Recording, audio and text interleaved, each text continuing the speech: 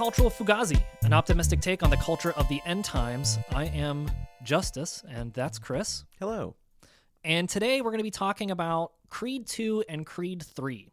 So, heads up, Creed 3 just came out. We just got done seeing it on March 4th on a Saturday. We went to a nice early showtime. So if you don't want spoilers for Creed 3, go watch Creed 3 and then come back and listen to this episode because we're going to be talking very explicitly in detail about Creed 3, the movie. There are going to be some spoilers. Not some, the whole thing. Yeah. Here there be all the spoilers. Yes. So heads up. So, all right. So today, we're going to talk about both movies, but we really were trying to come up with what the heck these movies are saying, and it was easier to target Creed 3 than it was Creed 2. So, Chris, do you want to hit us with our thesis for today? Absolutely. So, as a culture, we're currently wrestling with how to handle history, and Creed 3 is interested in dealing with the past and history in a way that acknowledges its impact, but seeks to move forward and embrace the present. And we targeted Creed 3 with that because... So definitely seems like Creed 2 is dealing a lot more with the idea of history and not necessarily engaging as much with, you don't even necessarily see as much of the impact of, at the very end, you kind of get some gesturing towards, look, there's a little bit of resolution maybe, but it really does do more to point at history and less to actually engage with history of those characters and of where they come from. Creed 3, however... Oh, we're going to get into how that is very interested in interrogating, hey, where do these people come from, and what does that mean for them now, and what does that mean for them moving forward? What do we say? We say everything is good for something, right? Or at least everything is good. All things being good. Let's talk about Creed 2 and act like, give it the benefit of the doubt that Creed 2 had something to say about dealing with your past. Man, I don't know. Like, Creed 2's idea of what the past is Soviet-era USSR Russia. We start in the Ukraine with our excommunicated Ivan Drago. He's let the motherland down. Yep, he's let the motherland down. So they sent him to the Ukraine, which... I don't think that's how that works anymore. I don't know. No, yeah, that seems... Watching that now did hit a little bit different than watching it in 2018 did, although probably shouldn't have been quite as much of a surprise, but yeah, here we are. Here we are. So, Drago and his big beefy boy man-son, also Drago, I forget what his actual first name is, decide that they want to fight. That's Victor. Is it Victor? Yeah, I was going to try to. I should have thought of the most Russian name. Yes. That's not Ivan. Right. And it's Victor. Of course it is. Yeah. And they want to fight Creed. That's kind of where that's where the movie is, right? So hey, right. They want to fight Creed. What does that mean?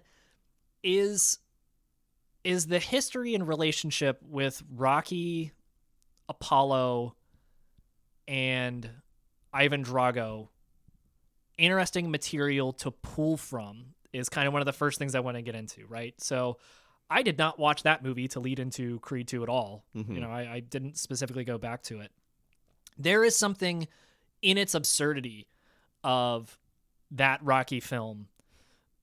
If he dies, he dies, right? Like, break him. There are specific things of the absurdity of that movie that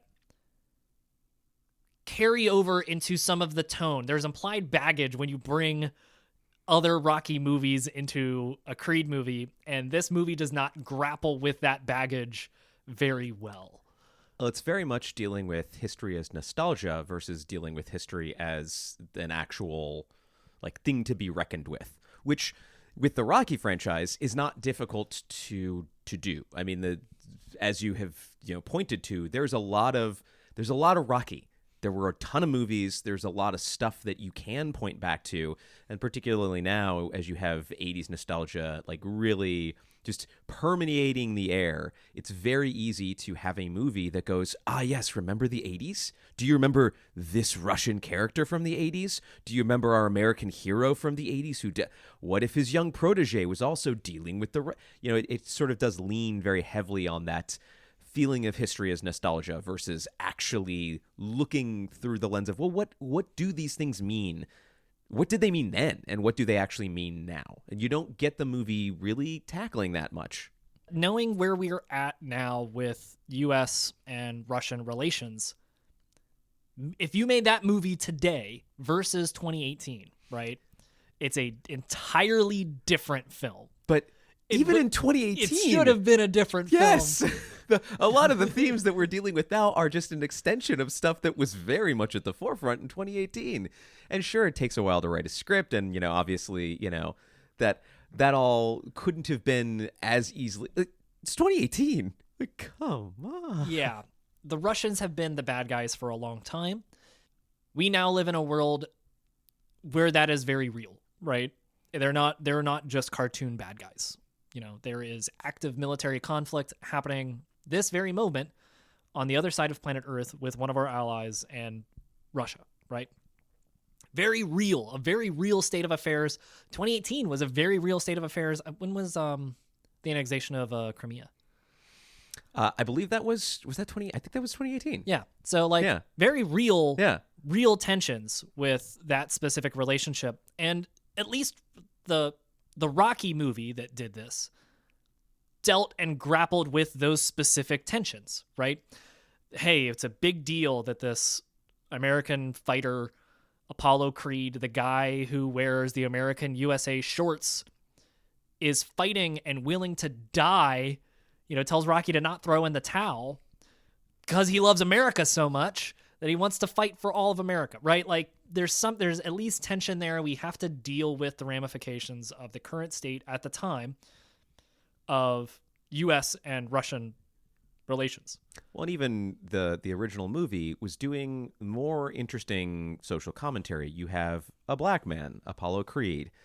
I don't know how many folks are around in the 80s, but race relations were not great then either. There were some issues. Reagan, not historically known for being super cool with black people. When you put it like that, it is a complicated thing to tackle, right? And to do that in an 80s action movie, let's call the Rocky movies action movies, they are. Mm-hmm. To do that in an 80s action movie, you get cartoon villains, you get big, beefy men smacking each other with boxing gloves. It's cool. And it's a very cool thing. They build a very cool movie out of those ideas. I have a hard time applying the idea of anything really being cool to Creed 2, right? There's a couple things where they try to build up some differences between where the Dragos are training, which is in the Ukraine, and where Adonis is training for his fight, which is in Las Vegas. Yeah. And they kind of show the differences between, hey, this is a very sterile environment. Yeah, you get a color palette that is blues and grays for Drago's training. You get a color palette that is browns and warm tones for Creed's training. Very cold temperature weather-wise versus in the desert. So yeah, trying to paint stark differences using the environment and using the visual storytelling and color to think, hey, totally different. Yeah. But it's Vegas, right? Right. So they do this fight twice in Creed 2. The first time Adonis fights Drago, Adonis loses. And then the second time he fights, because Rocky's not in his corner, right? Right. Well, and he gets obliterated. Right. He gets absolutely destroyed. Yeah, kidneys ruptured, the whole thing. And then it turns out all he needed was Rocky Balboa in his corner, and then he can win the fight, and he wins the fight that's the second time through. But again, the first time he trains with the guy who ran the gym that he used to try to get to, whose name is Duke. Duke, that's right, because he's in Creed 3 everywhere. Yeah, little Duke. And there was a thing that I did write down when that training stuff was happening, because Creed moves out of Philly. He moves back to LA to be closer to his ma. He buys a much nicer place. Apparently, there are no nice places in Philly. None. Right? Like, they're like, hey, we have to move to LA to have more space. It's like, nah, they have space in Philly. You do.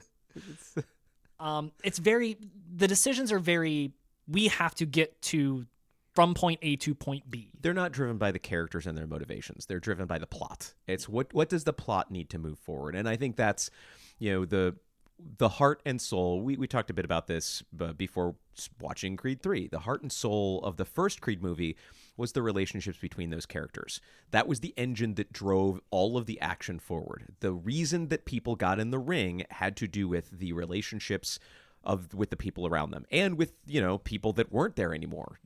Adonis's dad. So that was the engine. In Creed 2, it is the fight. You got to do this first fight, then you got to do the second fight. And none of that has to do with Adonis, really. It all has to do with, but we have to have the Drago fight. We have to have the spectacle of these two people being in the ring together. And so it loses that anchor to the actual people that we cared about. And you don't have that as your motivator, and you don't have that pulling you. You just have, look how big this fight is. Look at this. Oh, man. That's a pretty good Sylvester Stallone. Thank you. That was pretty good. Where I came away from Creed 2 with was we spent a lot of time dealing with Rocky's relationship with the Drago fight, and it did not feel very organic when we spent time with Adonis's relationship with the Drago fight, right? It was very paint by numbers of the, Rocky was literally the guy in Apollo Creed's corner who listened to Apollo to not throw in the towel. Mm-hmm. And that is part of the reason Apollo Creed is dead. Not the only reason. Right. But that's part of the guilt that Rocky has to deal with. Adonis then spends, I guess I'm mad at you now. We're going to cry for a minute. And now I hate you. Because maybe something about this fight I'm dealing with from a trauma perspective. And I will say, we talked about this more with Creed 1. That was a movie where some actual bad things happened to people, right? Yes. Hey, Rocky was diagnosed with cancer. He had to deal with his cancer treatment, had to deal with the fact that he doesn't talk to his son. Yes. And Adonis is the only one there. They do their found family, right? Mm-hmm. That they really build out. And they create that. And then apparently in Creed 2, all we had to do is be like, oh, right, we have unchecked baggage that we have not dealt with. And that's enough to break that family apart and scatter them all to the wind. Yeah. Right? Yeah. It's very frustrating to have watched that. And it felt like that was done in service of the plot and not so much as all that growth that we do in that first movie just undercut it completely because we need Rocky not to be in his corner for that first fight. And then make the resolution quick and easy because we need Rocky back in his corner. And I think even when you talk about the historical, Rocky and Drago aspect of that, we don't get a ton of actual dealing with, Rocky. You get a little bit of Rocky being like, I feel a little bit bad that, I let your dad die. But even that, you don't get a ton of digging into that history. It's just sort of again, gestured at, this is something that bothers Rocky a lot, and so clearly this fight means a lot to him. But the movie doesn't dig into that much. It's just used as set dressing. And so, again, past as, nostalgia, past as something that is gestured to, not as something that is actually reckoned with or seen through or used to help figure these characters out and flesh out their motivations and figure out where they're going or even where they have been. Creed 2 has a lot of sins. I'll call them sins. Yes. One of the really egregious ones is that lack of growth, or how we erase all of the growth between that family. I would say at a meta level outside of the movie, between Creed 2 and Creed 3 and Sylvester Stallone's relationship with that movie franchise, I could see how Creed 2 is where you can kind of see some of the wheels falling off a little bit on who is the main character of this movie, right? And that, what made Creed 1 so compelling was that Adonis Creed has something to say, and he needs Rocky to help him accomplish it. And Creed 2 is Adonis, I guess, kind of has something that he has to deal with, and I guess kind of, again, we need Rocky to help him deal with it. Where also, we've done this exact same thing before, so let's do it again, but worse. So it's really hard for me to find great things that stand out to be like, well, I think this was done really well, or this was done really well. There's a couple things with like Creed and Bianca that I think we could have spent more time. Bianca, right? I'm saying that. Yeah, right? yeah. I was like, I know it's Bianca. But they do a couple things there that are at least fun moments. Yeah. With those characters. And it's like, oh, right. Remember how fun Creed 1 was? Because like that first Creed movie is just about all these people being people. Yeah. And then in Creed 2, sometimes people are people. And there's like a couple select scenes with his mom and Bianca when they do the pregnancy thing. Oh, and the proposal is delightful. Yes, the proposal is great. And also that's one of those things that's very much, the callbacks to that first Creed movie of like, Rocky has to walk him through this stuff. And yes. Also, it deals with the absurdity of the Rocky movies, right? Of like, how did you do this proposal? Well, actually, I just did the, like, right. And knowing that those movies are kind of absurd, Creed kind of as a film grapples with that a little bit of like, that is fucking weird, and then kind of just moves on. Yes. So there's a couple scenes where those humans are humans and not plot mechanisms. They're just so far apart, and they don't accomplish much that it's really hard for me to look at these characters and understand their motivation on a very personal level, especially because it's such a big topic. It's a complicated, messy situation. Yes.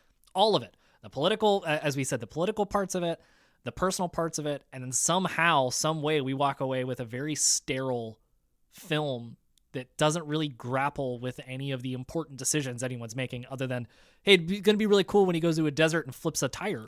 Right. Yeah, I mean, I think ultimately you end up with, Creed 1 is a movie about Adonis and Rocky that has some boxing in it. Creed 2 is a boxing movie that has a little bit of some story about Adonis and a little bit more story about Rocky in it. The boxing is really the thing that takes the center stage there, and the spectacle around the boxing instead of the characters in those relationships. And a lot of that, like we've talked about, then leans on nostalgia, like for the characters. It leans on nostalgia for the time period. It leans on, it doesn't grapple with the history, but it goes, hey, you remember this, right? So like this would be a cool thing to have for the fight. That's the cool thing that we're going to do in this movie, right?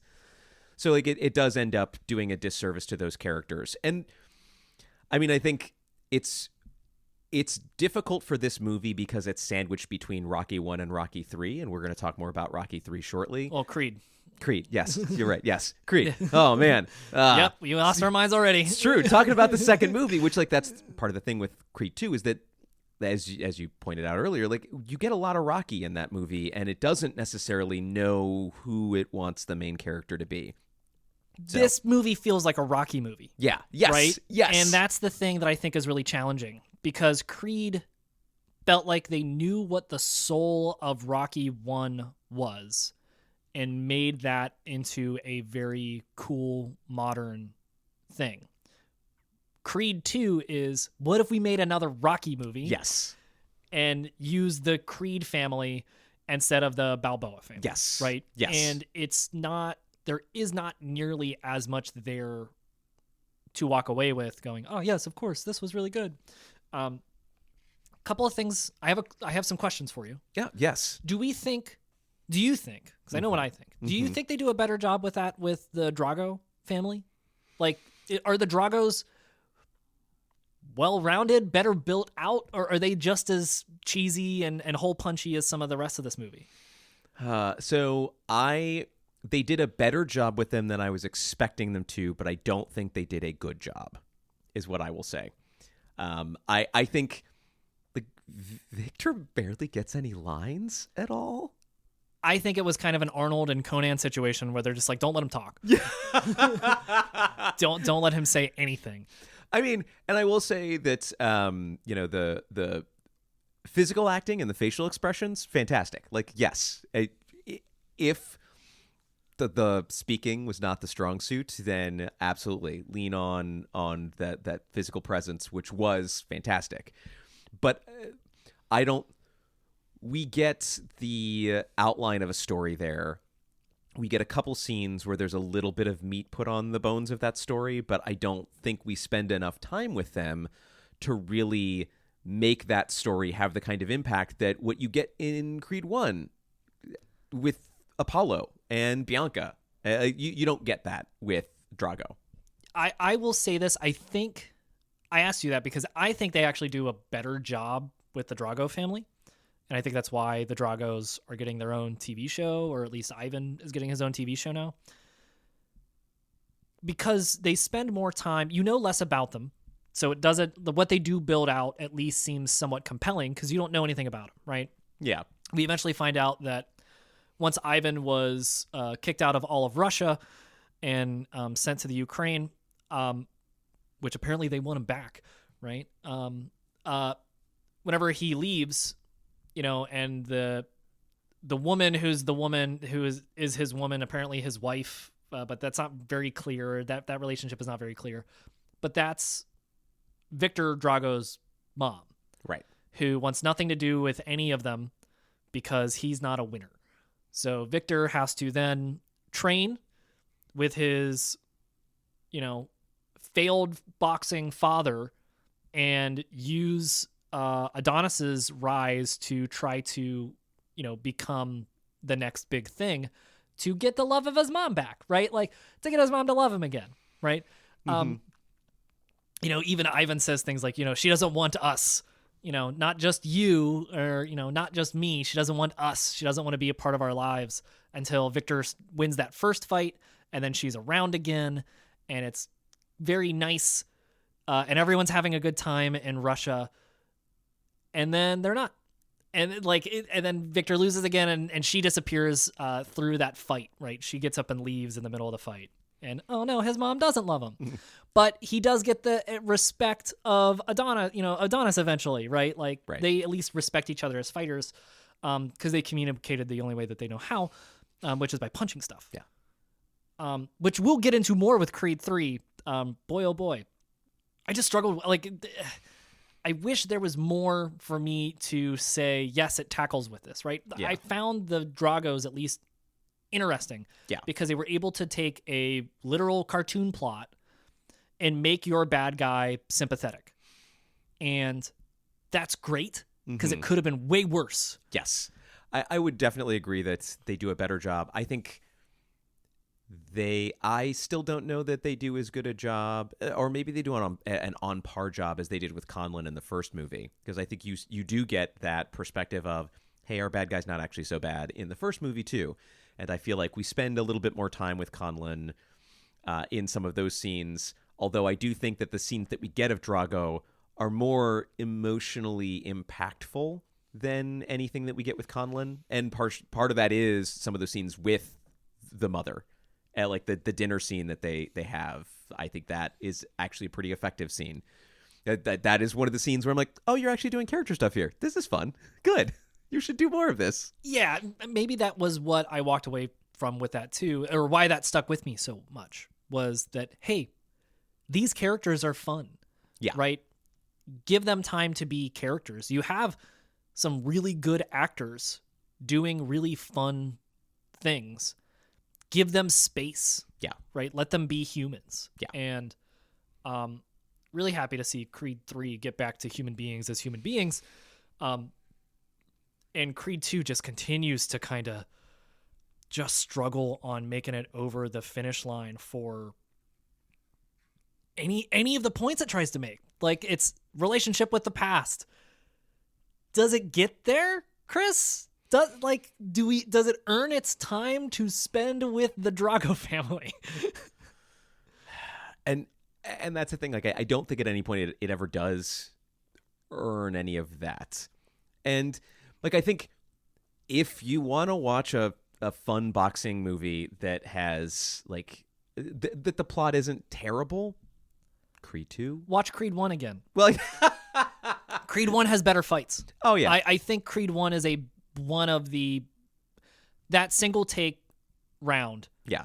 is still the best scene, and I think all 3 movies, and 3 is pretty cool Yeah. and does some cool shit, but that single round take of what the fuck it looks like to be, like, to give you that feel or what their feel is for what it looks like to be in one round of boxing is one of super fucking powerful for what they want you to see that character live through. Yes. Yeah. I think I wrote down into, and I didn't mean to interrupt you. Oh, no. I wrote down too much CGI is a thing that I wrote down. I don't know if it was because of the crowd. I was kind of drunk. When I watched this, that will bleed into later discussion too. But there are parts of this movie that felt like, hey, we have a budget. Yes. Hey, we're going to use that budget on a couple of things. I don't think the fight necessarily had CGI in it, or where it did, I couldn't really tell. But it's stuff like the crowd, I think, is what really took me out of some of this stuff. Yeah. Well, I think it leans into spectacle in a way that I think it is important to say that I don't think this is a terrible movie. I don't think Creed 2 is a terrible movie. I don't think either you or I walked away from it being like, this movie does not deserve to exist. But again, when you have Creed 1 as the thing that preceded you, and then Creed 3 as the thing that follows you, it's like, we see all the ways in which this gets done so much better. So to your point, like, I don't think it's something that you should not watch, but also Creed 1 and Creed 3 are both there instead.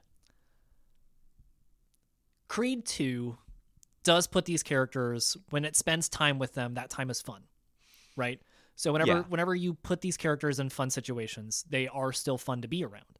So if nothing else comes out of Creed 2, some of the growing relationship stuff, none of it really changes. Except for the Creed family has a child by the end of the movie, right? But some of the time you spend with Adonis as a father, whenever he didn't grow up with one, and there are really compelling character pieces there to tackle. You and I have spent no time talking about them because there's like, again, he spends time dealing with being a father. Yeah. And it's not that I couldn't care less, but it's just not, that's one of the better scenes, and some of that stuff is some of the more fun stuff that comes out of the movie. Yes. And then also he has to fight this big Russian guy. Yeah. So at some point in time with this, right? And he comes out of that dealing with failure. He comes out of, hey, I am now a failed boxer. After my rise to fame and stardom in Creed 1, I have lost a major fight. Is it lost or is he DQ'd? I can't even remember. DQ'd. I can't. Yeah, so like, yeah, he gets to keep the title, right? Technically, and so he feels, that it's not earned, right? Yes. That he did not earn that title retention, and he has to fight him again. So they go to Russia and fight again, right? Mm-hmm. But there's not enough. With the fighting in Creed 1 means something. Yeah. Yeah. Again, it's in service of the characters. Uh-huh. The fighting happens to move the characters along, not the characters happen to move the fights along. Yeah. And it shows itself through the entire, it shows its whole ass when it's like, I don't know, we just want them to fight a big scary Russian guy. Yeah. So here they are, and here's Rocky being sad. And Rocky's not in Creed 3. Rocky Balboa is not even mentioned. Not even a name on a lip anywhere. Does no one says Rocky Balboa. Not a person. Not even once. We hear George Foreman referred back to. They do the Rumble in the Jungle, right? We talk about historic real boxers, and part of the fun of Creed 1 is that we dealt with these characters as real. Yeah, and like Creed 2 doesn't do any of that stuff. Yeah, the interesting thing that I'm realizing now is that we do get mention of Rocky from the sports announcers who are talking about, oh, remember when oh no, I'm thinking of two. Yeah, you're thinking of Creed 2. Yeah. Oh yeah. No one says it doesn't happen. No, it never happens. His name doesn't come up. His name okay, literally never is mind. not Never said. mind. Yeah. Which Creed 2 points at some of this a little bit of what some of the jokes that they make in Creed and Creed 2 about their found family.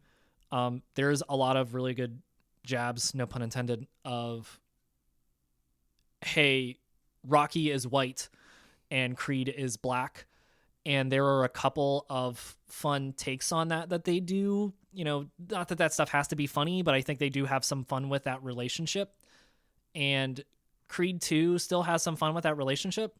But you see, even the time that Adonis takes to get ready for that first fight against Drago, where Rocky is not there, the color palette is still skewed dark. So I know it's the red and blue between the two, but the color palette's still warm browns. Warm browns, you're right. Yeah. Skewed dark until he goes and trains in the desert with Rocky later, and then all of a sudden we get brighter colors. Yes. So it's like there's still stuff there with like what does it mean to have Rocky around, and who does Adonis surround himself with? And I think there's still something there. Creed 3 does a way better job of really kind of exploring what Adonis's future is like, and that, hey, it is kind of weird that Rocky's around a lot in Creed 2, because like he really doesn't have anything to do in Creed 2, and he's not in a compelling relationship, and it's just not fun anymore. Also, for a guy who has cancer or had cancer and like is cured of it, but it was like still hard to move him around, like him going to the desert and doing I don't know. There's something there with what they do with Rocky and Creed, their relationship in 1 that should have been explored more in 2, and it's just not, because their history together, you get it in one Street Lamp and Philly conversation, and then it's never back. Like that spark between those two actors is gone. Yeah. And I think some of that is why he's not in Creed 3 anywhere, because they don't have something there anymore. Right. And I'm happy if that's what had to happen. Yes. We had to drop Sylvester Stallone. Yes. He's rich. He'll be fine. Oh yeah. To give Michael B. Jordan space to direct this next movie, which we'll be talking about here in moments. I think it's worthwhile. So anything else for Creed 2? Because I like Creed 3, I would like to drop it immediately. Right?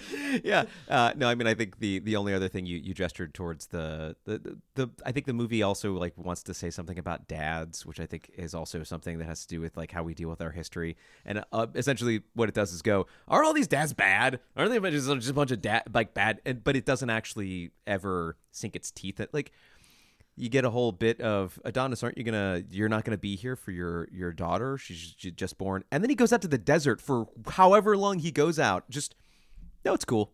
Just don't worry about it. This is fine.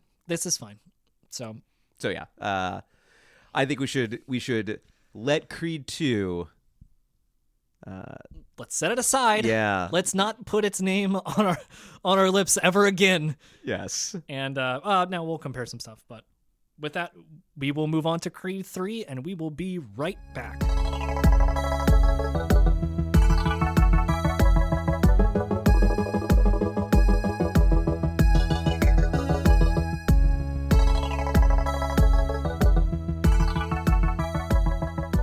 And we're back. And now we get to talk about a movie just fresh in our minds. Just saw Creed 3. This is the closest, I think. You and I do this pretty regularly. Yes. Which is, hey, we go out, we go watch a movie, we get a drink or two afterwards and talk about it, usually with Brandon, the other person who we usually do this with. So this is not abnormal for you and I to go see a movie and come back and drink some wine, at least, or something, and talk through it. Have some opinions and thoughts. So yeah, this movie just came out. By the time you're listening to this, it will still be out in theaters. So again, as we talk about Creed 3. Spoilers all up and down. Creed 3 does a really great job grappling with the Creed movie franchise. And it does that by going back to what Creed 1 did really well, which is build compelling character moments for these really interesting characters. We have Adonis and Bianca now have their daughter is now like super adorable. Yeah, like she's a real person and she's in school. Yeah. We deal with kind of some of their family challenges of, their daughter is deaf. So they, you see this a little bit in Creed 2 where they both are using sign language to communicate with just themselves. They find out that their daughter is deaf because of Bianca's stuff can be hereditary. And they're now fully talking in sign language for, I think there's like a 2-minute scene. Yeah. Where, everything's in sign language with some subtitles. But everyone's a whole person again. Yes. Where Creed 2... We actually, in Creed 2, one of the things that I found incredibly frustrating is in Creed 1, you get some of Bianca's music career, you get some of Bianca's interests, and you get to see her as a person independent of Adonis. In Creed 2, nothing. Except for when she sings the song when they're walking in for the final fight, which was like, what is even happening? This is... I honestly... I did not forget of her as a character in Creed 2, but it was like, oh, right, Bianca's here. Yeah. Oh, right. Remember the emotional pillar of the entire first movie? Oh, she can sing, which we knew. So that's not interesting, but it's like, oh, no, she's successful now. Yes. But in this movie, like right from the get-go, you see she is recording one of the first couple scenes that you see her and Donnie together on their own is in her recording studio where she's working on some stuff. And you get an adorable scene between the two of them that works really well to not only demonstrate how much they still love each other, how they are very much still into each other, but also how she is very successful and she is still in the process of living her life, doing her... And we also... They do such a good job of layering this. You also get added context that they bring up later on that lets you know that she's doing primarily production work, which is different than what she thought she was going to do. Like you get a bunch of character in like 5 minutes of them just hanging out in this studio. And it's like, oh, Bianca, you're back. Oh, thank God. We missed you. She is and continues to be one of the best things in these movies. Oh my and the God, fact yes. And the fact that Creed 2 did her so dirty just makes everything in Creed 3 really, really just really fun to be around, right? Like they're fun around each other. Yes. Their daughter is fun, their relationship with their daughter and how they are as people dealing with having a child that, is going to do things like punch people because she is the daughter of a boxer, right? So there's really fun actual growth moments between all three of those characters of, hey, we've had a found family with Rocky Balboa. Now we have a real family. And what does that real family do? And what's it mean to have, what's it mean to grow with each other? And we can see that all these people are, like I said, real. It's hard to say like, hey, man. Anyway, Creed 3 does a really great job of building all these people out, making them real, giving them their lives back that Creed 2 kind of just took away to tell us about Rocky and Drago. We see how Adonis knows Damien. Yeah. So Dame. Diamond Dame. Yep. How he knows Dame. As we finally really go back and deal with Adonis's past. That Creed 1 talked about, right? Yes. Creed 1, we deal with Adonis as a kid in a group home and struggling to find who he is as a person. He knows he's angry. He doesn't have a father, and he's mad. In Creed 3, we deal with what it was like whenever he had a support structure and he was still a rebellious black teen in LA. And what type of challenges that gives him, right? And I think we go from not really talking about it to where it should have been explored in a different movie, that Creed 3 finally gets to like deal with all this shit in a way that I think really works for this movie. Yeah, it's funny because I think there was I don't remember whether this is something that you and I talked about, but I know that there's been conversation about Creed 2 is what happens when you're successful and what do you do with that, and how do you do that when you reckon with your past and feeling like, have I earned this? The second movie seems like the place where that should have happened, and it seems like some of what they were trying to do, like, oh, you won, now what? And the second movie fails to do that, whereas this movie does a fantastic job of saying, okay, you did it. You got there. How you feeling now? How are you doing with the success? Has that taken care of all those old wounds for you? Are you a full human now that you have succeeded in everything you wanted to? Spoiler alert, the answer is no. Yeah, it's almost like life continues to happen to you and around you, and you can't just say, well, we're done. That's the thing. He moves his career on in Creed 3. So he defends his unified World Heavyweight Championship one last time against our big bad from Creed 1. Right? Yes, Conlon comes back. Yep, Conlon it's comes their back. second fight. Conlon joking that, well, this time you're old and I'm going to get you. Mm-hmm. And he does not. So they move on from that, and he hangs up the gloves, and he's now a part of Duke's gym. He has his own stake in the gym. So now it's kind of the Creed something gym as well. And he's now living a life away from being in the ring while still being around boxing. Still setting up fights, promoting things. Got a new young gun, Felix the Beast, who is a really precocious boxer. I think by the time we meet them, has like won by knockout 14 of their 15 bouts. Yep, he is his own heavyweight champion. Yeah, maybe not unified, but he's at least right. a champ. And then we get back to Dame. Like Damien shows back up. We have to deal with where Adonis is in his current life, away from the ring.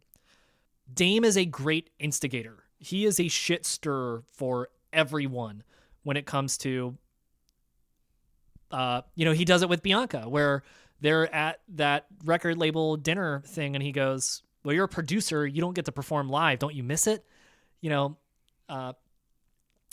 Specifically, what's it like having someone sing the song you wrote? Yeah. And you don't get to do it. Yeah, it's great because she's like, well, when it's her singing it, the beautiful vocalist who does a really good job with the song, and Dame goes, it sounds good. Wish I could believe you. Yeah. He's a great instigator, shit stirrer, and you have Creed, who thinks he's done, right? Thinks he's done everything he needed to do. Thinks he's finished with his past, and he now gets to live as this person, and he never has to think about anything that's ever happened to him ever again. There is a really great scene. I've watched some interviews with Michael B. Jordan. It is the first scene that they filmed, which is Dame and Creed go to a diner and get some food, and they have to deal with... Diner in the old neighborhood. Yep, in the old neighborhood. Dame is out of jail for jail time he committed while kind of standing up for Creed. But at the same time, he had a gun on him, that he uses that gun to help save Adonis from a beating that he started. Yeah, Creed as a kid sees someone from both of their past who not a terribly pleasant fellow, and Creed being the, well, all of these problems can be solved with fists kind of person that he is, immediately lays into this guy and knocks him out, is like pummeling him, and then two other kids pop up and start beating Creed. And this entire time, he was going to go grab some stuff for both he and Dame. Dame is in the car waiting for him. Dame, of course, realizes that Donnie is getting the crap kicked out of him. He has a gun on him. He takes the gun out, points it at these kids, and goes, "Hey, stop beating up my friend." And it does not end well. Yeah, then the cops show up. No one gets shot. No one dies. Cops show up. He goes to jail with a couple priors for 18 years, 20 years, out 2 years early on parole for good behavior. And then he, again, has a plan.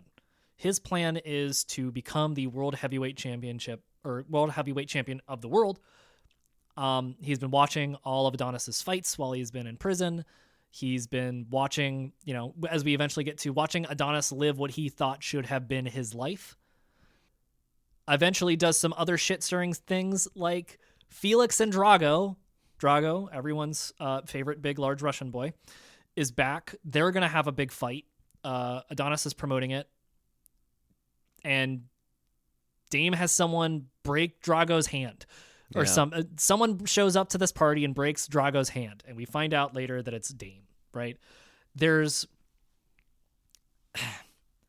unreconciled history between these two characters, and we keep coming back to it. The movie does a really great job of building us back to that scene, and we keep building on that scene in the past. We keep building on Adonis and Dame's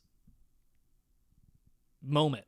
That moment in the And even before that moment, because that moment is the moment where things kind of go sideways for the two of them, the movie also wants to make sure that we know that these two were together because they felt that they were brothers. They thought that they had a bond. That bond, as it turns out, Dame was the one who tried to kick the crap out of Adonis in the home that he was in, but helps pick him back up. So, right from the beginning, the two of them fight together. Donnie says, "Hey, you knocked me down," when they're in that scene at the diner. He's like, "Oh, you knocked me down." He's like, "Yeah, and who was it who offered to get you right back up? Who picked you back up?" Dame is basically saying, "Yeah, maybe I knocked you down a couple of times, but I'm always there to pick you back up, even if I'm not the one who knocked you down." And we see Dame, before getting thrown in prison, he is a boxer. We see him fight. We see him take apart this other boxer as a young kid and talk about, this is just the beginning. I'm gonna have it all. The world is my oyster, and this is just the start. And then he gets thrown in jail, and all of that gets taken from him. So of course, when he sees on the TV that little punk kid that he used to knock around and who used to carry stuff for him, he's fighting for the title. He's never fought a fight before. Are you kidding? And so all of that comes back when Dame does. Yeah. As the movie continues to go on, the thing with that scene where they build out the arrest, it turns out, Chris, you and I have talked about this a little bit whenever we did our episode on masculinity, that men really don't like to talk about their emotions historically. It's wild. Yeah, and so Creed 3 is like, hey, what if someone said the words, "You should probably talk about this to someone." You should maybe like have this conversation with a human being and try to parse out your emotions with this complicated history that you have with this person. And that's Bianca, obviously. Yes, our only character who knows anything about anything. When I don't care if you talk to me about it or if you see someone, but you should talk to someone about your emotions and what you're feeling right now after Dame kicks the absolute shit out of Felix, with some cheap shots and an intentional elbow, and walks away with that championship belt. Adonis cannot get his shit straight because Adonis knows how to solve problems one way, and that is by punching his way through them. And he currently is not a boxer at this point in time in his life. Yeah, he falls apart, and Bianca literally says at one point, "I've never seen him like this before." Usually, even if there's a problem, at least I'm there. At least he will lean on me. And He's not doing that anymore here. Like things get weird. So you see Adonis in a situation where there's this person that he feels like he owes something to. This person from his past that he feels like he let down and has always been there for him. And now, well, I need to be able to stand up for this person.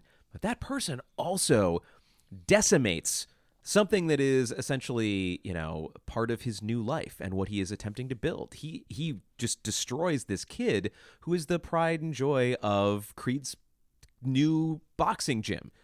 And he does it to prove a point. He does it to stir the pot. He's like, not only do I want to be the best, but I need you to know you didn't earn this. And Creed can't just talk to somebody about it and be like, hey, do I owe you anything? Like, are we cool? Are we not cool? It's like, no. He's just going to have a bad time and make everybody else in his life miserable while he refuses to speak a word of this to anyone. Men will do anything. Multiple things before they go to therapy.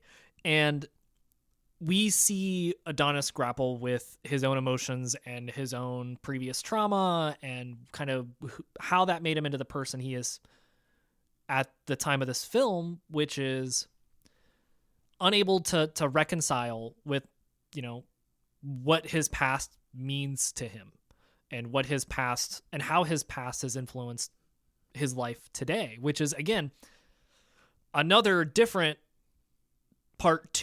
chapter 2 of this franchise would have done more of that and dealt with him not having a father and what that meant to not have a father. All of Creed 1 is about that found family experience. We see that he had some of that whenever he was growing up. They decided they were brothers. He had a support system in a very tough situation. He had someone who had his back.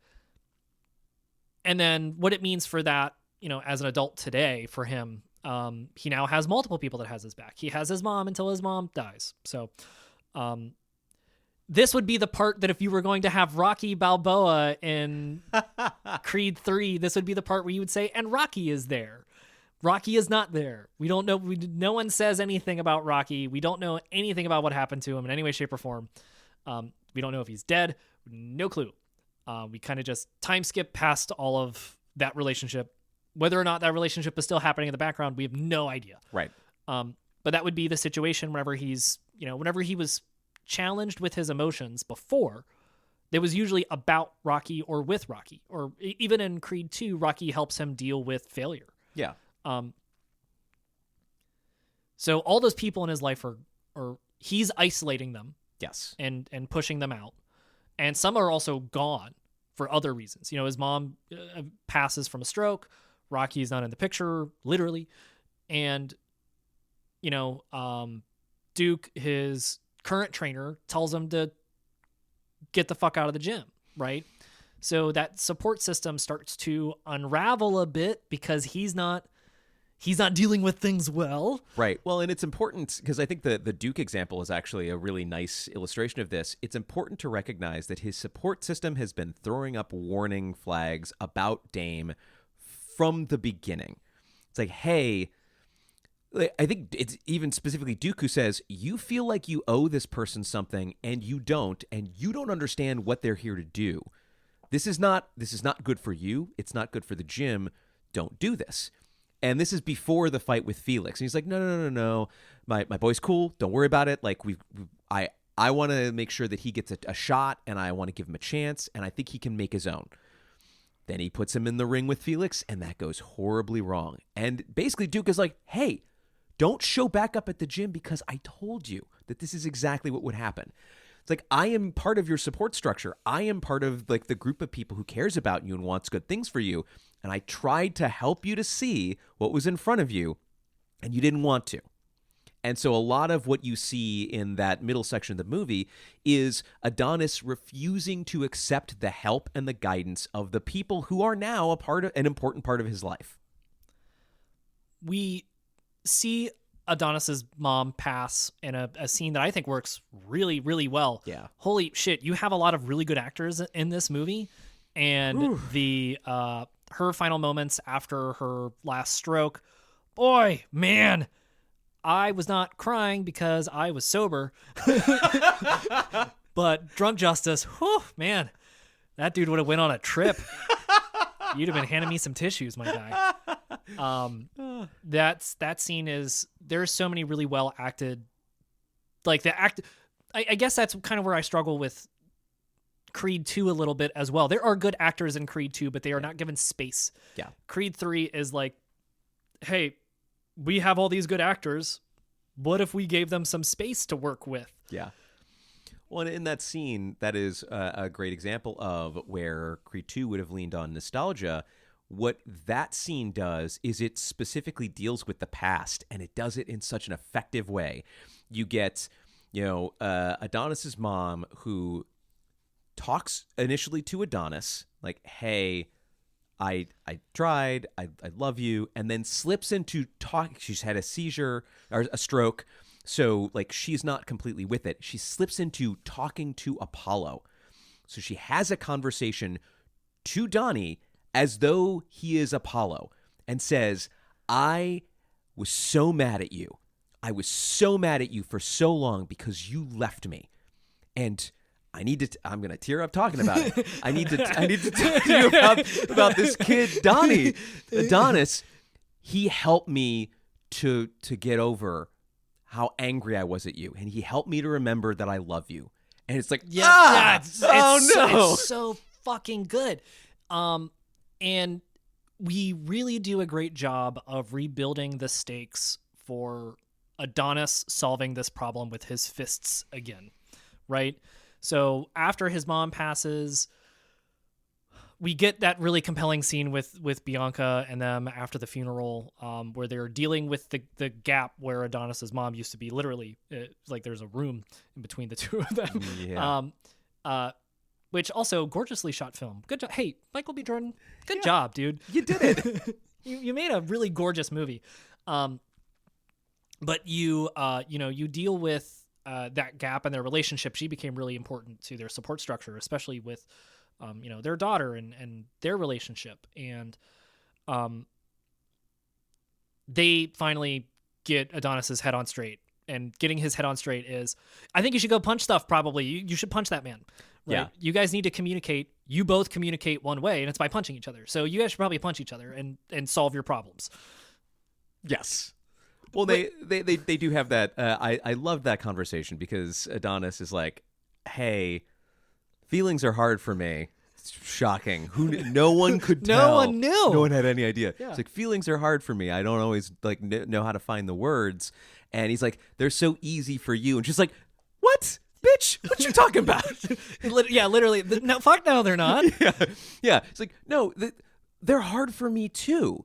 And, she talks about how Adonis's stepmother was one of the outlets that she had to be able to have conversations about her feelings and emotions, and how it's hard for her too. And it does a really nice job of like making it clear to you that like, it's not that Bianca is some like superhuman who's just good at feeling. She's a human, and she just wants Adonis to be a little bit better at being a human. That's it. That's it. And, she does say, hey, sometimes this means you need to talk. You need to use your words, and you need to learn how to do that. But they come to the conclusion, sometimes you need to hit a man in the face. Yeah, eventually violence is useful, right? As a communication mechanism, which is usually what violence is used for, right? It's a way to communicate thoughts or feelings of anger or aggression, or sometimes even want or need, and do it that way. He's not doing this. Is no longer violence for violence sake, right? Everyone has a plan here. Everyone has a goal. We do kind of take John Majors from interesting, compelling kid character to eventually comic villain bad guy, where he's like in the penthouse enjoying his success. There's a woman on the couch, right? And then, Adonis comes on TV and it seems like he's going to say, I'm coming back to boxing to take this guy out. And instead he calls, right? Right. Dame calls into the TV show and he's like, hey, fuck you. He's like, let's not do, Adonis is like, let's not do this now. And he's like, it's live. We're doing it. Which, okay. Yeah, it's so fun. to rebuild those stakes for both of these characters, right? It's not that he's less of a character, but we kind of do take him from, hey, this is this type of person, and we reveal who he actually is, which is kind of a comic book bad guy. That he hired someone to break Drago's hands, right? And then Drago also comes back to help Adonis get ready for the fight, right?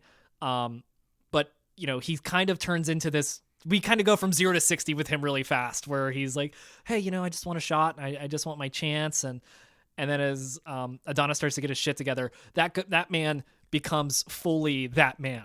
Yeah, well, and so I think that the movie actually does a really interesting job of, we initially, like, we're seeing Dame through the lens of Donnie the entire movie. And so at the beginning of the movie, you see him sympathetically because of like Donnie's like, yeah, no, this is my boy. Like, he just needs a chance. And the moment that he breaks Felix, and it's clear that actually he is not, and even like there's a space between there where Donnie is still wrestling with like wanting to give him some credit and also realizing that breaking Felix was a very bad thing to do, that like that's a little bit muddled, but eventually he lands on, oh no, this guy is not great. And then the movie flips him into now in villain mode. So it does a really nice job of like giving us that perspective essentially through the lens of this is what Donnie is seeing. I was expecting him to be doing coke in that penthouse. Like, maybe it's just because the closeness of RoboCop. Yeah, like I was like, there should be coke everywhere.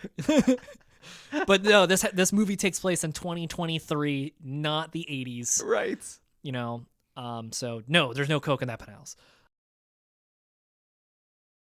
Whenever we get to the build up for the fight, like I said, we get Drago back, and now they're best friends, right? Like Drago, he was promoting this fight with Felix, with Drago.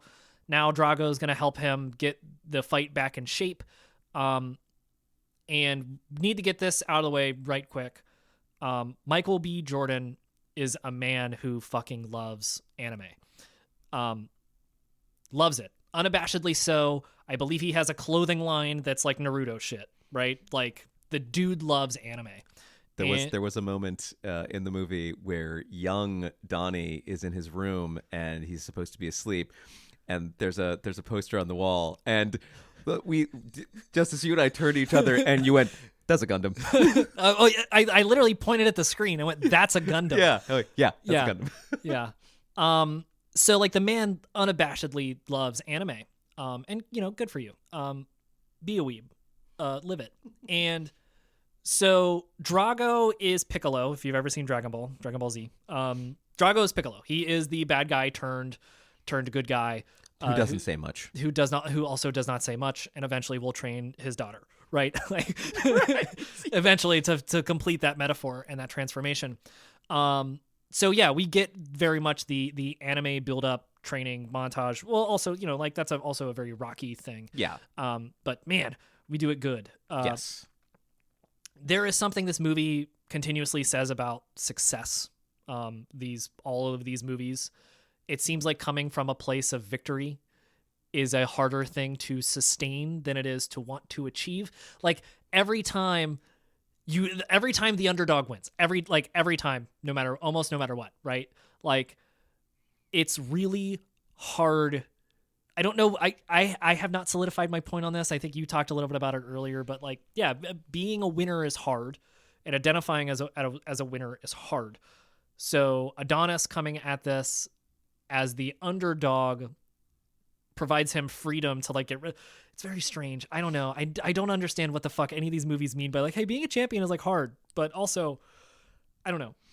Well, I do think, we talked a little bit about how that ties into identity. And I think a lot of what this movie is leaning on is the way in which identity is informed by your history. And once you win, your history is you're a winner. And part of your identity becomes being a winner. And so we see, like in Creed 2, this is very much the case. Like, oh, you're a winner now. The only place to go is down. And so, like, why would you? So that's part of that, and it doesn't really do anything terribly interesting with it. This movie basically goes, hey, you're gonna leave the sport as a winner. You did it, but there's always that question, like, well, but could you have lost? Like, could you have? And as long as your identity and your worth, and I think that's one of the big things that we get to with some of the conversations that happen throughout the movie, particularly at the end with Bianca, and some of the conversations he has with his mom before she passes, where a lot of people are telling Donnie, hey, you are getting in your own way. You have beliefs about who you are that are preventing you from actually being able to engage with what you have right now.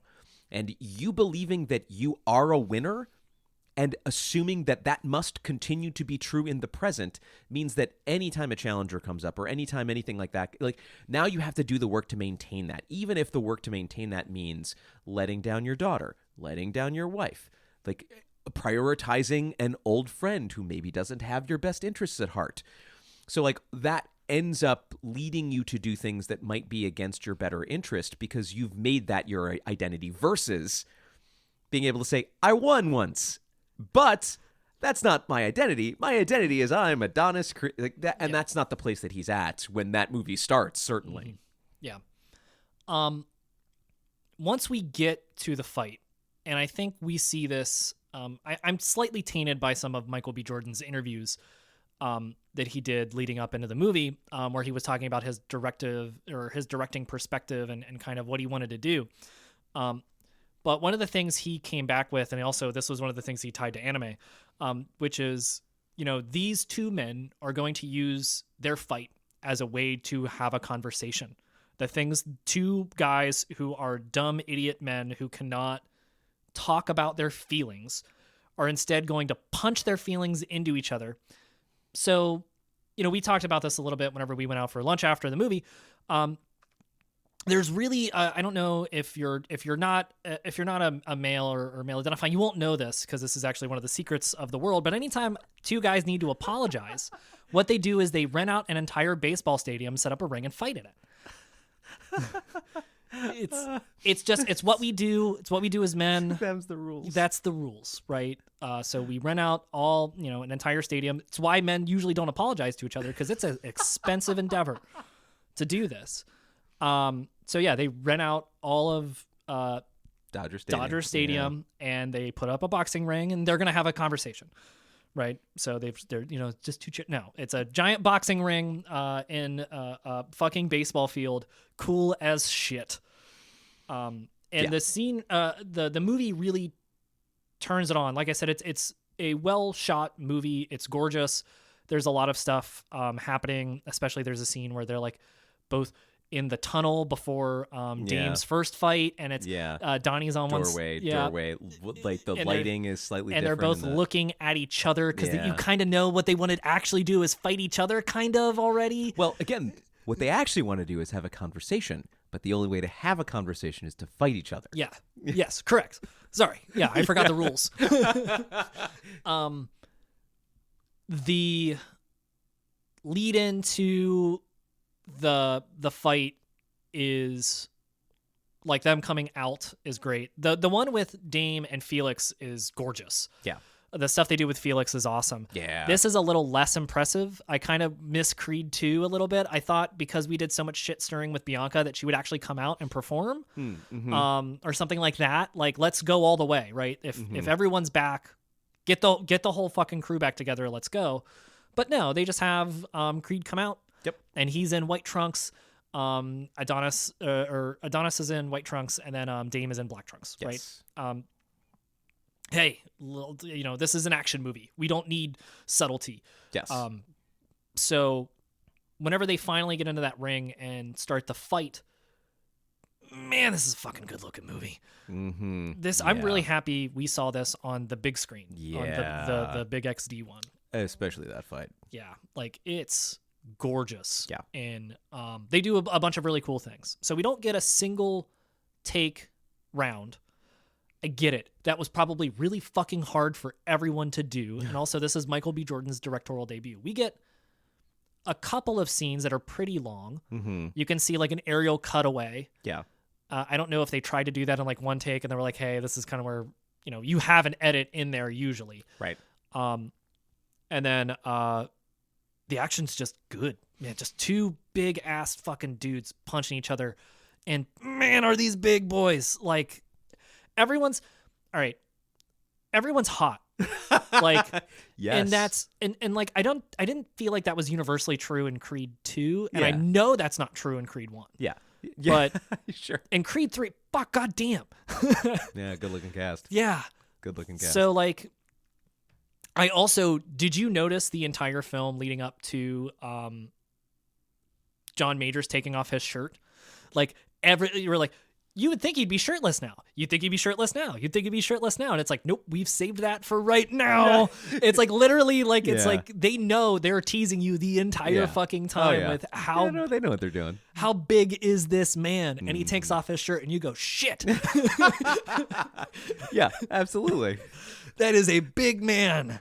And so like the fight is awesome. The fight is, if you were to go see Creed 3 for any other reason than anything, go see it for this last fight. It is super fun. They do a cool thing where you can figure out how these two men use fighting to talk, Mm-hmm. where they boxing is very lonely Mm-hmm. in the Creed universe. It is you and one other person, and mostly it's you and yourself, Yes. right? So even though there's all these support systems, all this stuff, eventually it is you and another person beating the shit out of each other. And that is a lonely thing to do as a career. So eventually the scene, they cut the whole, it's so cool. They cut everyone out, and it's just the two of them fighting, and we get some anime shit. We get like props are involved. Like we get some anime shit. It is a good time. There's some slow motion. Well, there's the slow motion stuff. Yeah. There's the being on the ropes is like being in prison, and Yes. like, hey, beating up on you is like whenever we used to practice fighting because we were in an abusive group home, right? Yes. Like Yes. they do all this stuff. And then it's also like the reveal in that's kind of fun too is like cut to, it's actually round 11, right? Like these guys are now so Yeah. obsessed with fighting each other, like cut to 3 hours later. It is the end of the fight. And hey, guess what? Adonis wins, right? Right. That's the end of the movie. Creed wins. Hey, good guys prevail. They do champagne, and they do the very modern thing of whenever you do champagne, you all wear goggles so no one loses an eyeball. That's a good idea. And Safety first. Safety first. They Go, were- get a ring and hit your brain multiple times. But but wear these goggles. yeah. And then Adonis and Dame sit down and have an actual fucking conversation. Yes. Yes. Now that they know each other, now that they understand each other, they're ready to talk. Well, and I think like it really does. The fight functions so well to have the first leg of that conversation, and the first leg of that conversation is, sort of laying groundwork, like figuring each other out, letting some boundaries down, like learning about each other, and then finally being like at the end of the fight, like, okay, I thought you were this kind of person, but the fight has shown me that actually you, and like specifically, Dame, you hear him constantly tell Donnie, you run away, you need me to pick you up, you're nothing, you have never stood up for yourself ever in your life. And so the thing that he learns in this fight is actually, he can do that just fine, as it turns out.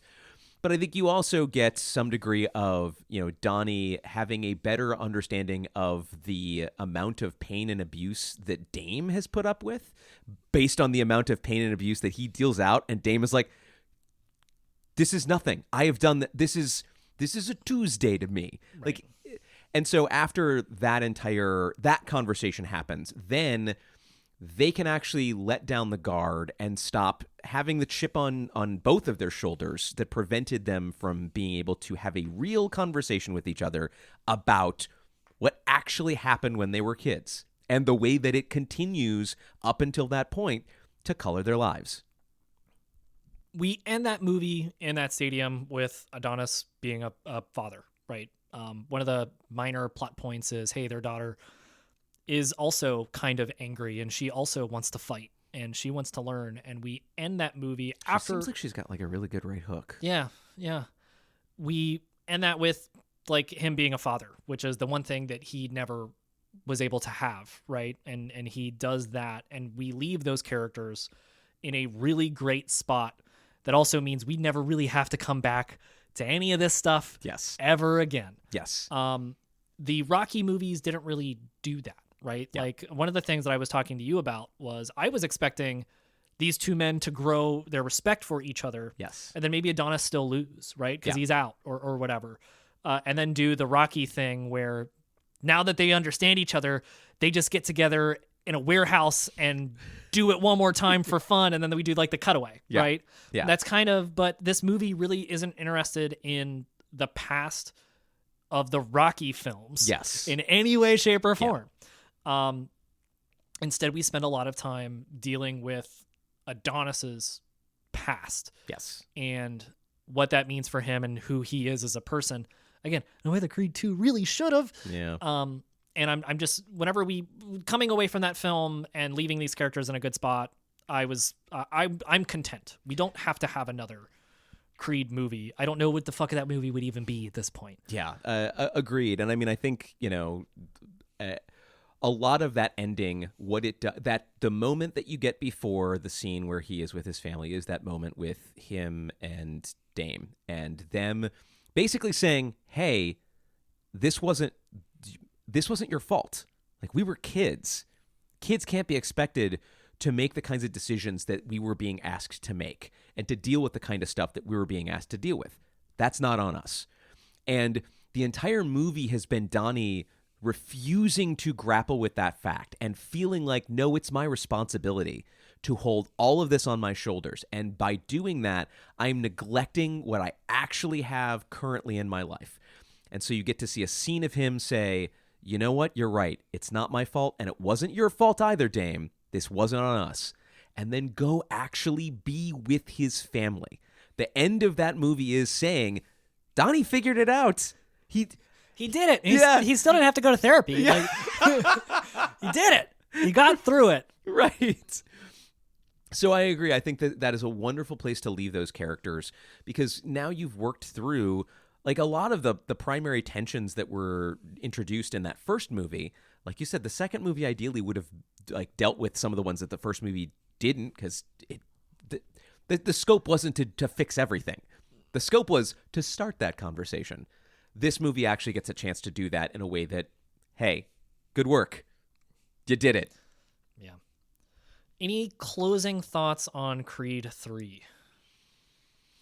And just entirely that I think that the movie does such a wonderful job of getting us back to these characters. And I think a lot of that did mean that we got to actually deal with the past, and we got to actually deal with the present. And we got to see relationships that, grew and changed, informed by that relationship with the past. And I'm really, really happy that the movie left us in a place where, hey, these people have grown. You got to care about them, and now you get to see them like reap the fruit from all of that work that's been done in the first movie and the third movie. And the second movie's there, right? Yeah, right. The second movie introduces us to Drago, who's still around. Yeah. Right? So it happened. It's canon. Yeah. I like Drago seems fine. Drago, and Yeah, that's he why I'm seems like, cool. oh, Yeah. he's fine. I think that all of these movies are worth watching. I think Creed 1 and Creed 3 are both really, really great. Again, Michael B. Jordan starting here. Good on him. I also think this movie is a better movie without Sylvester Stallone in it, as we saw with what ended up happening with Creed 2. Yeah, it's a fun time. And it's a fun time. All of these movies are fun, but 1 and 3 both have something really interesting to say about the characters and what's actually happening. And also Creed 2 is there. Super fast lightning round. Are you ready? Let's go. Does boxing have rules? I think the answer is technically yes, but in practice, no? No. The answer is no. Boxing doesn't have rules. Anything can be boxing if you think about it. Last, only other lightning round question. In Creed 2, there are hoodies that say Creed on them on the back. Do you think you would ever wear a shirt with your name on the back of it? Dear God, no. Absolutely not. Fair. All right. And that will do it for this week's, this episode of Cultural Fugazi, not this episode. This time we can tell you what we're going to talk about next time. First off, if you have any thoughts or opinions about Creed 2 and that it's a better movie and we did it a disservice, you can email us, us@fugazipod.com, and let us know that we're dumb and bad and that Creed 2 is good and awesome. Otherwise, for the next one of these that we're going to do is we're going to do the thing that we talked about. We're going to talk about Contact. Yeah. So we're going to watch that. So maybe prep that for the next time. And we will see you here soon on Cultural Fugazi. Thanks.